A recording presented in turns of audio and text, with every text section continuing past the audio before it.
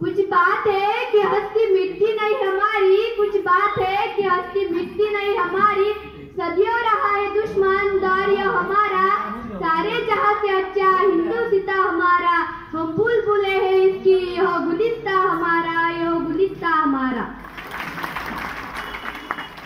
सन्माननीय व्यासपीठ उपस्थित मान्यवर आणि माझ्या बंधू भगिनींनो, आज भारत स्वातंत्र्याच्या अमृत महोत्सवात आपण प्रवेश केलेला आहे। या देशाचा जन्म दोनदा झाला आहे। पहिल्यांदा विश्व निर्माण झाले तेव्हा आणि दुसऱ्यांदा 200 वर्षाच्या स्वातंत्र्यानंतर स्वातंत्र्य मिळाले तेव्हा। या देशाने अनेक महान माणसांना जन्म दिला आहे आणि नंतर त्याच महान माणसांनी या देशाच्या स्वातंत्र्याला जन्म दिला आहे। मित्रांनो, आजचा स्वातंत्र्याचा दिवस उजाडला कारण वासुदेव बळवंत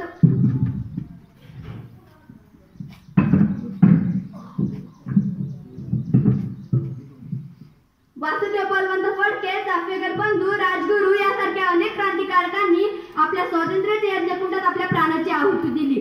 टिळक, सावरकर, साने गुरुजी यासारख्या नेत्यांनी आपल्या जीवनाची राखरांगोळी केली। लाखो ज्ञात अज्ञात स्त्री पुरुषांनी बालकांनी तुरुंगवास भोगला, कधी इंग्रजांचा वार झेलला, कधी गोळीबार झेलला। म्हणूनच आजचा स्मरणाचा दिवस।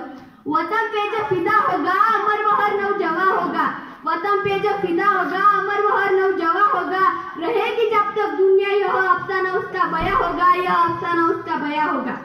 15 ऑगस्ट 1947 रोजी आपल्या भारताला स्वातंत्र्य मिळाले।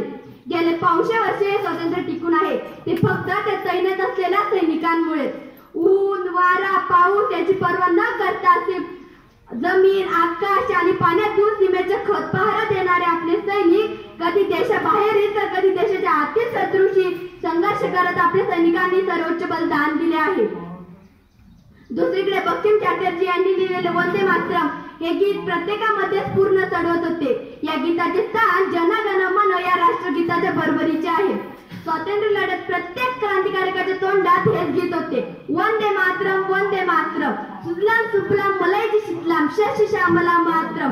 असे शब्द कानावर पडतात आपोआप आपण भारतीय आहोत याचा अभिमान वाटू लागतो। स्वातंत्र्य प्राप्तीनंतर भारत देशाने अनेक क्षेत्रात प्रगती केली आहे, परंतु अनेक समस्याही भेडसावत आहे।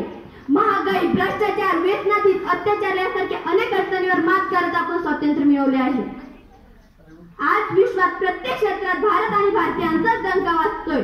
अवकाश संशोधन, माहिती तंत्रज्ञान, कृषी, आरोग्य, क्रीडा अशा कित्येक क्षेत्रात भारत हा विश्वविजेता बनण्याच्या वाटेवर आहे। ही प्रगती शक्य झाली ही फक्त राष्ट्रप्रथम या भावनेतून। कुछ नशा तिरंगे की आन का, कुछ नशा तिरंगे की शान का, हम लहराएंगे हर जगह तिरंगा, नशा है हिंदुस्तान की शान का, नशा है हिंदुस्तान की शान का। सार्वजनिक ठिकाणी स्वच्छता ठेवणे, राष्ट्रीय संपत्तीची नासधूस न करणे, भ्रष्टाचाराला बळी न पडणे अशा अनेक समस्यांना तोंड देत आपण देशाला हातभार लावित आहोत। शाळा, महाविद्यालय, सरकारी, खासगी कार्यालयातून होणाऱ्या वृक्षारोपण सारख्या उपक्रमातून आपण या देशाची नव्हे तर संपूर्ण विश्वाची सेवा करीत आहोत। आपण भारत मातेचे नागरिक आहोत। भारतीय अमृत महोत्सव दिनी आपला देश बांधव यांच्याशी निष्ठा राखण्याची आपण प्रतिज्ञा आठवूयात। धर्म, जात, पंथ याच्या पलीकडे जाऊन राष्ट्रप्रथम या भावनेतून आपण भारताला विश्वविजेता बनवण्यासाठी सज्ज होऊयात। देशभक्तों से ही देश की शान है, देशभक्तों से ही देश का मान है, देशभक्तों से ही देश का मान है। हम उस देश के फूल है यारो जिस देश का नाम हिंदुस्तान है, जिस देश का नाम हिंदुस्तान है। भारताला स्वातंत्र्य मिळवून देण्यासाठी अनेक क्रांतिकारकांनी अनेक शूरवीरांनी आपल्या प्राणाची आहुती दिली। अखेर इंग्रजांच्या 150 वर्षाच्या गुलामगिरीतून मुक्त होऊन आपण स्वतंत्र भारताचे नागरिक बनलो। म्हणून आजचा हा दिवस इतिहासामध्ये सुवर्णाक्षरांनी लिहिला गेला।